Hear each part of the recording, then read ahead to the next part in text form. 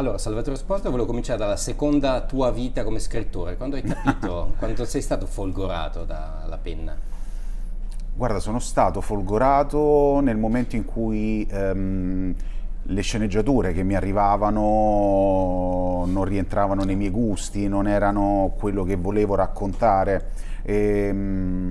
E quindi allora ho iniziato a pensare a delle storie, a dei personaggi che avrei voluto sviluppare, che avrei voluto interpretare, e uno di questi è stato appunto Christian Costa, lo sciamano. E, piano piano che andavo avanti poi inviavo a vari editori che avevo incontrato già negli anni precedenti quest'idea. Sperling l'ha colta al volo e dopo 4 anni ci ritroviamo qui a chiudere la trilogia con Le streghe di Lourdes. Esatto, il primo è stato anche tradotto in In Francia, francese. ma c'è un'idea di fare C'è cinema? un'idea, sì, sì, sì, c'è un'idea che riprende un po' l'idea originale perché, come dicevo prima, tutto nasce da un'idea, da un soggetto cinematografico. Lo sto sviluppando, in Italia non è facile, infatti sto trovando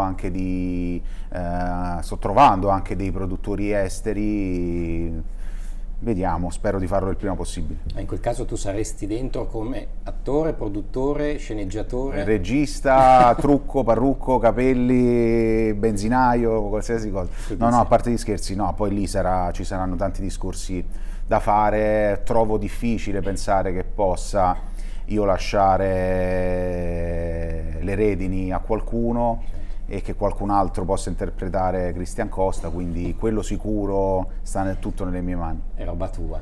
Senti, come hai gestito l'eredità di Bud Spencer invece su Piedone? Perché quella è pesante. L'abbiamo rispettata un po' tutti fin dall'inizio, nel senso che quando Giuseppe Pedersoli mi ha parlato di questa possibilità, che è il figlio di Bud Spencer, mi ha parlato di questa possibilità di dare un nuovo volto, diciamo così, a Piedone, l'idea principale è stata quella di raccontare una storia nuova, una storia che non solo fosse ambientata 50 anni dopo, ma che fosse moderna.